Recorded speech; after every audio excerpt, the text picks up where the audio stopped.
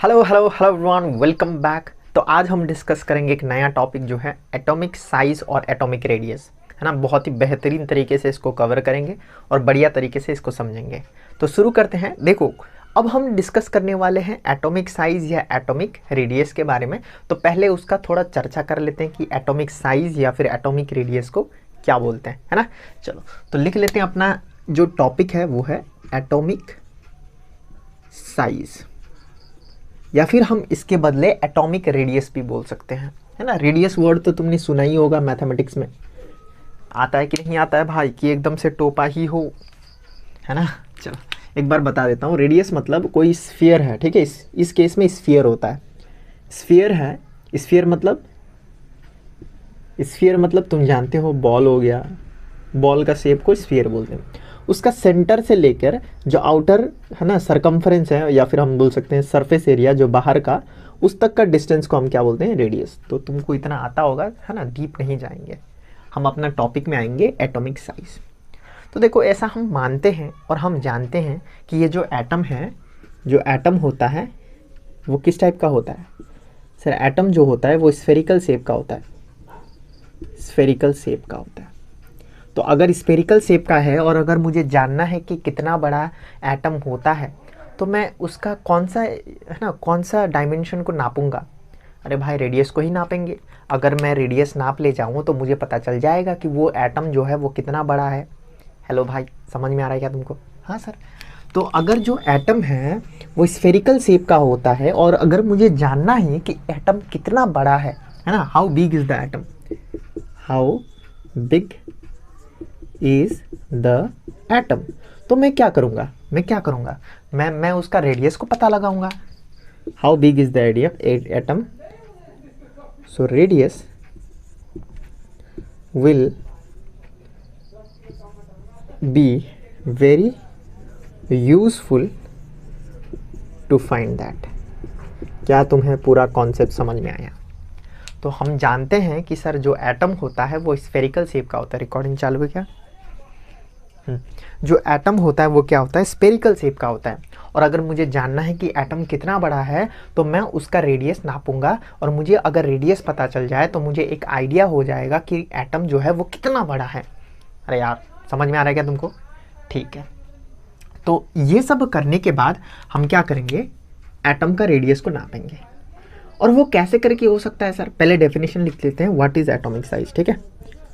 What is atomic size, what is atomic size.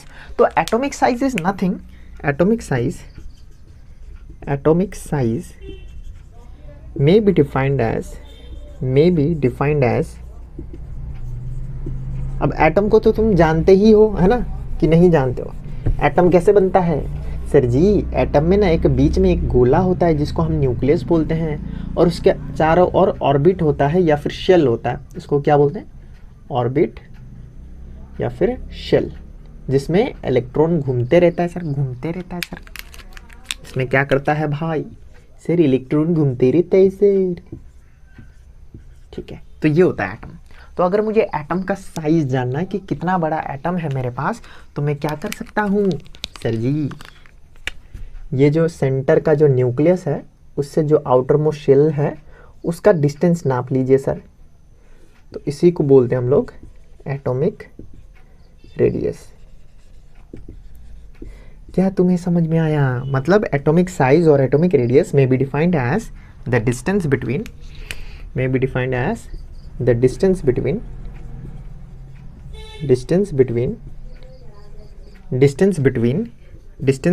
the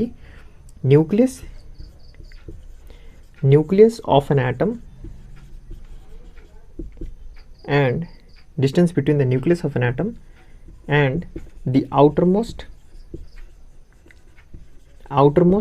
shell of an atom। क्या तुम्हें ये समझ में आया? तो atomic size is the distance, है ना, डिस्टेंस बिटवीन कौन sir? Nucleus of an atom. Nucleus of an atom से उसका जो आउटर मोस्ट शेल है उसका जो डिस्टेंस है उसको हम बोलते हैं एटॉमिक रेडियस या फिर एटॉमिक साइज। तो तुम्हें ये डेफिनेशन बढ़िया तरीके से समझ में आया होगा। अब हम उसको नापेंगे। देखो नापने में क्या है ना, हम ऐसे स्केल लेके तो नाप नहीं सकते क्योंकि एटम बहुत छोटा होता है। तो हम with the help of periodic table हम ये अंदाज़ा लगा सकते हैं कि कौन एटम बड़ा होता है, कौन एटम छोटा होता है। समझ में आया तुमको? सर कैसे करेंगे एक बार बताइए। तो वही हम सीखेंगे जो हमको सीखना है कि लेफ़्ट टू राइट जाने पर एटॉमिक साइज बढ़ता है या घटता है, दूसरा टॉप टू बॉटम जाने पर एटॉमिक साइज बढ़ता है कि घटता है, वही सीखना है नेक्स्ट टॉपिक। ठीक है, तो ये लिख लो, ये इंपॉर्टेंट है। व्हाट इज एटॉमिक साइज या फिर एटॉमिक है ना radius. Atomic size may be defined as the distance between the nucleus of an atom and the outermost shell of an atom. तो यही हमको सीखना है, इसमें ज़्यादा कुछ टेंशन वेंशन का बात नहीं है। ठीक है, अब बढ़ते हैं नेक्स्ट टॉपिक में जहाँ हम सीखेंगे कि एटॉमिक साइज ऊपर से नीचे जाते वक्त क्या होएगा, है ना, लेफ्ट से राइट जाते वक्त क्या होएगा, उसको सीखेंगे। तो इसको जल्दी से मिटाएंगे। तो चलो सबसे पहले हम करते हैं top to bottom. Top to bottom को हम करेंगे क्योंकि वो थोड़ा सिंपल होता है। ठीक है, समझ में आ जाता है। लेफ्ट टू राइट में थोड़ा दिक्कत होता है। ठीक है, चलो करते हैं टॉप टू बॉटम, है ना, टॉप टू बॉटम। और टॉप टू बॉटम करने से पहले हम क्विकली यहाँ पर एक पीरियोडिक टेबल बना लेते हैं। ठीक है, मैंने तुमको सिखाया भी है कैसे याद करना है। हाइड्रोजन, हीलियम, लिथियम, है ना, beryllium, boron, beryllium, boron, carbon, nitrogen, oxygen, fluorine, neon, sodium, magnesium, aluminium, silicon, phosphorus, sulphur, chlorine, argon, potassium, calcium. चलो यहाँ तक तो सबको आता है 20 तक, है ना। चलो अब टॉप टू बॉटम जाने पर एटॉमिक साइज क्या होता है उसको जानते हैं थोड़ा सा। तो उसको जानने के लिए हम कोई नमूना उठा लेते हैं। ठीक है, चलो इसको यहाँ तुमको पता है क्या, इसको बोलते हैं पीरियड 1, इसको बोलते हैं पीरियड 2। अरे यार सिखाया तो था। इसको बोलते हैं पीरियड 3, इसको बोलते हैं पीरियड 4। ये ग्रुप 1 है, ग्रुप 1, ये ग्रुप 2 है, ये ग्रुप 3, ये ग्रुप 13 है, ये ग्रुप 14 है, ये ग्रुप 15 है, ये ग्रुप 16 है, ये ग्रुप 17 है, ये ग्रुप 18 है, ये ग्रुप 18 है। ठीक है, ये ग्रुप 1, ये ग्रुप 2, ये ग्रुप 13, ये ग्रुप 14, ये ग्रुप 15, ये ग्रुप 16, ये ग्रुप 17, ये ग्रुप 18। इतना तो तुम्हें पता है ना भाई। हाँ सर। अब देखो टॉप टू बॉटम जाते वक्त क्या होता है, ध्यान से सुनना।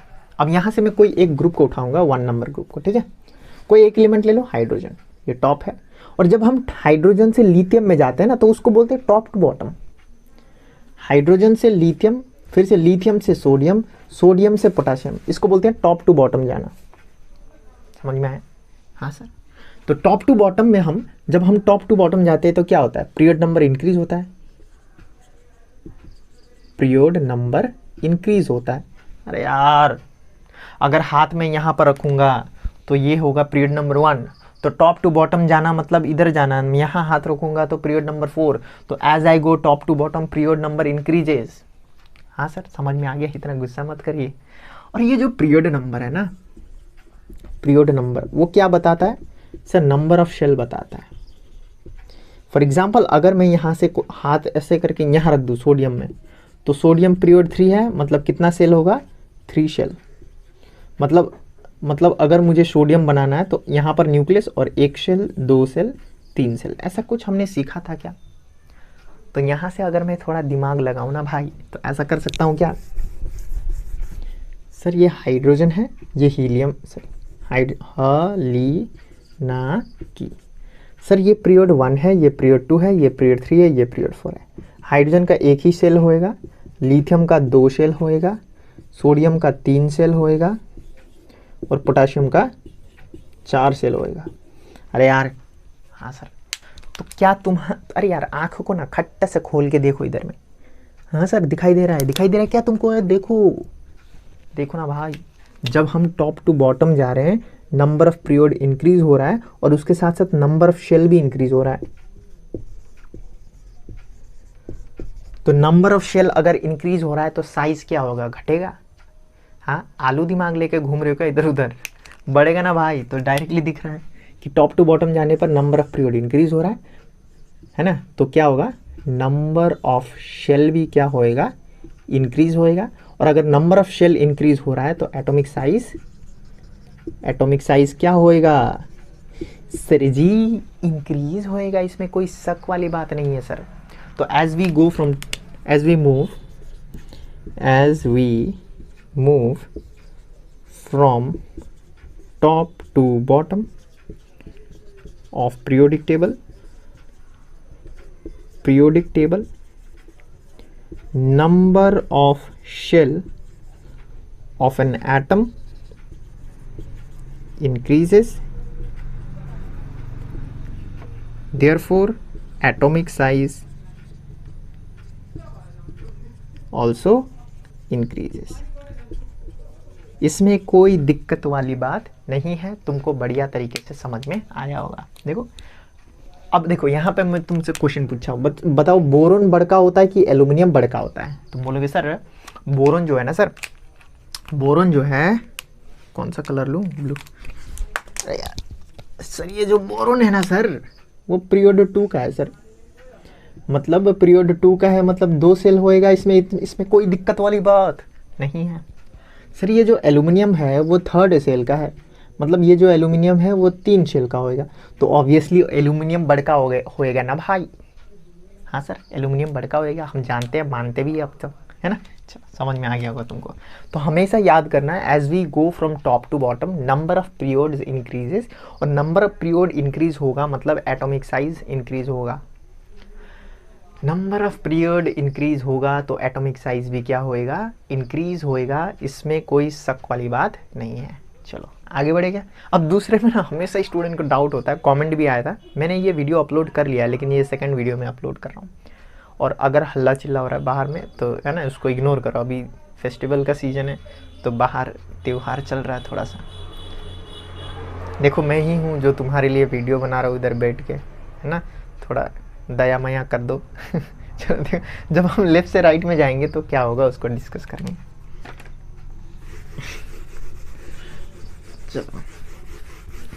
चलो भाई करते हैं left to right, left to right.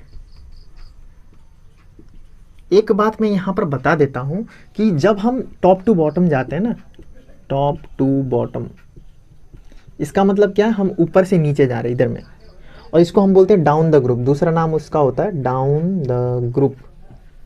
तो बुक में ये लिखा होगा तो देख लेना, इसको बोलते हैं डाउन द ग्रुप। और दूसरा होता है left to right. Left to right मतलब इधर से उधर जाना। तुम यहाँ खड़े हो, तुम यहाँ खड़े हो और उधर जाना, उसको बोलते हैं लेफ्ट टू राइट। तो लेफ्ट टू राइट को बोलते हैं across the period, across the period.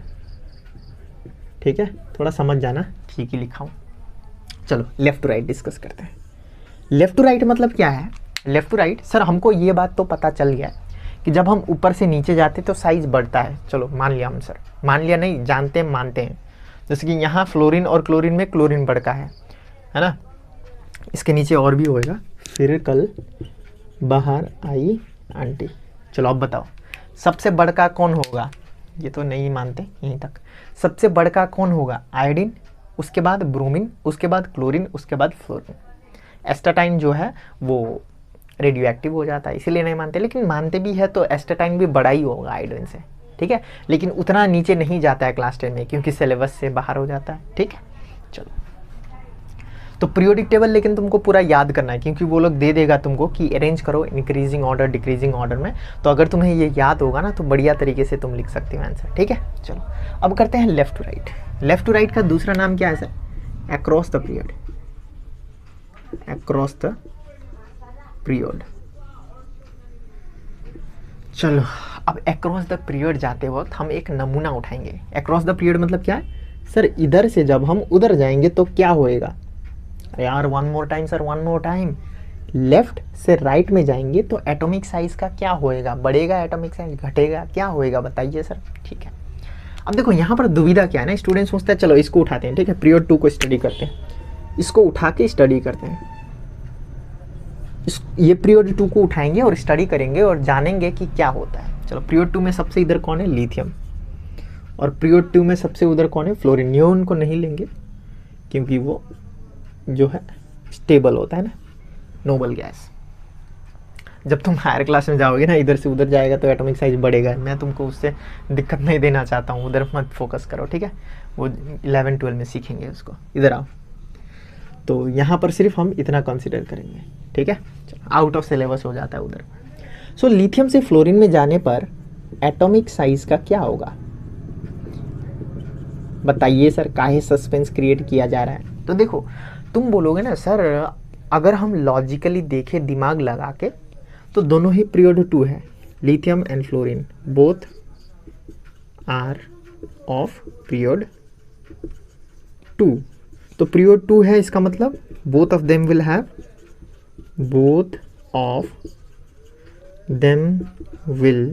Have two shell. दोनों के पास 2 शेल होगा, बोलो हाँ कि ना। तो स्टूडेंट इसलिए यहाँ पर कंफ्यूज हो जाता है, वो लोग सोचता है कि सर ये दोनों के पास 2 शेल है मतलब बराबर साइज होएगा।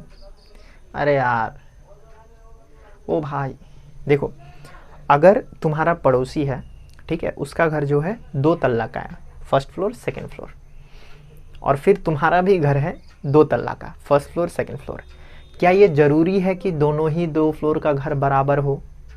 नहीं, किसी का थोड़ा बड़ा हो सकता है, किसी का थोड़ा छोटा।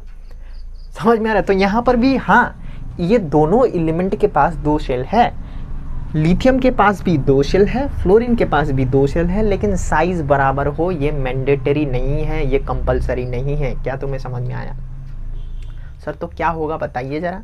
देखो ये डिपेंड करता है न्यूक्लियर चार्ज में। सर न्यूक्लियर चार्ज क्या बताइए? लिथियम को यहाँ बनाते हैं, ठीक है।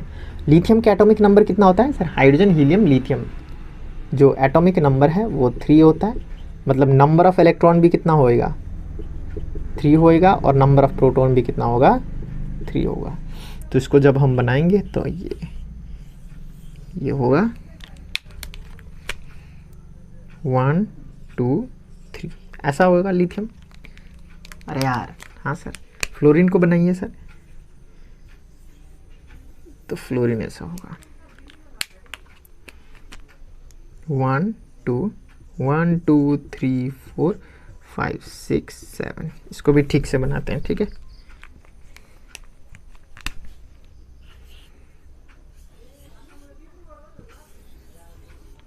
शायद तुम्हें दिख रहा होगा 1 2 1।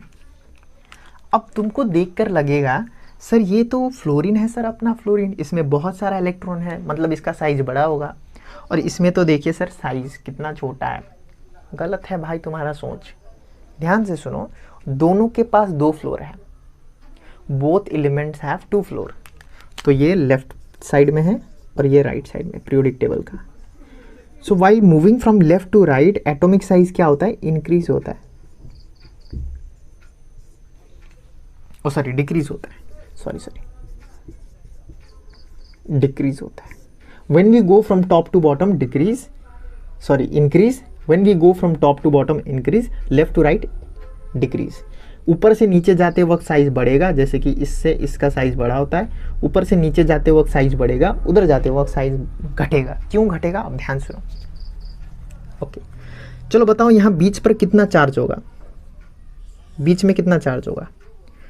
सर नंबर ऑफ इलेक्ट्रॉन 3 है, नंबर ऑफ प्रोटॉन 3 है, मतलब +3 चार्ज होगा इसमें। समझ में आया? न्यूक्लियर चार्ज बोलते हैं इसको। इसमें सर फ्लोरीन में जो है नंबर ऑफ इलेक्ट्रॉन भी 9 होता है, नंबर ऑफ प्रोटॉन भी 9 होता है, तो बीच में +9 चार्ज होगा सर। कितना चार्ज? +9 चार्ज। अब यहाँ पर एक चीज ध्यान से सुनो, यहाँ पर +9 चार्ज ये 2 शेल को खींच रहा है, और यहाँ पर +3 चार्ज 2 शेल को खींच रहा है। तो कौन ज़्यादा इफेक्टिवली खींच सकता है? कॉन्ट्रैक्शन कहाँ ज़्यादा होएगा? अरे भाई अगर 3 पुलिस 2 चोर को पकड़ रहा है और इधर 9 पुलिस 2 चोर को पकड़ रहा है, तो कहाँ ज़्यादा पकड़ हो सकता है? यहाँ पर। इलेक्ट्रॉन को मत देखो तुम, शेल को देखो, शेल। इसमें कितना शेल है? 2। इसमें भी कितना शेल है? 2। लेकिन यहाँ पर 3 न्यूक्लियर चार्ज अट्रैक्ट कर रहा है, यहाँ पर 9 न्यूक्लियर चार्ज अट्रैक्ट कर रहा है, तो यहाँ पर कॉन्ट्रैक्शन ज़्यादा होगा। समझे? तो when we move from left to right nuclear charge बढ़ता है। जैसे कि देखो इसका न्यूक्लियर चार्ज +3 है, इसका न्यूक्लियर चार्ज 9 है, तो लेफ्ट टू राइट जाने पर न्यूक्लियर चार्ज बना, लेकिन नंबर ऑफ शेल बराबर। नंबर ऑफ शेल बराबर है, न्यूक्लियर चार्ज बढ़ रहा है। नंबर ऑफ शेल यहाँ पर भी 2, इलेक्ट्रॉन को मत देखो भाई, इलेक्ट्रॉन को मत देखो, नंबर ऑफ शेल यहाँ पर भी 2, नंबर ऑफ शेल यहाँ पर भी 2, यहाँ पर न्यूक्लियर चार्ज 3 है क्योंकि प्रोटॉन 3 है ना, तो बीच में प्रोटॉन होता है, पता तो है ना भाई इतना, तो यहाँ पर न्यूक्लियर चार्ज +9, तो यहाँ पर ज़्यादा कॉन्ट्रैक्शन होगा तो इसका साइज ज़्यादा डिक्रीज होएगा। शायद तुमको लॉजिक समझ में आया। ठीक है, मैं इधर लिख देता हूँ। On moving from left to right, तो क्या क्या होता है लेफ्ट टू राइट मूव करने पर, यहां लिखते हैं, पॉइंट वाइज लिख देता हूं, एग्जाम में पॉइंट वाइज मत लिखना, थोड़ा एक्सप्लेनेशन करके लिखना, ठीक है। On moving from left to right क्या होता है, number of shell remain same. हाँ सर ये तो सेम होगा, तो सेम है तो क्या साइज भी सेम होगा, ना मुन्ना ना, क्यों, number of shell remain same but nuclear charge increases, तो ये इंक्रीज होने पर क्या होगा, दिस लीड टू द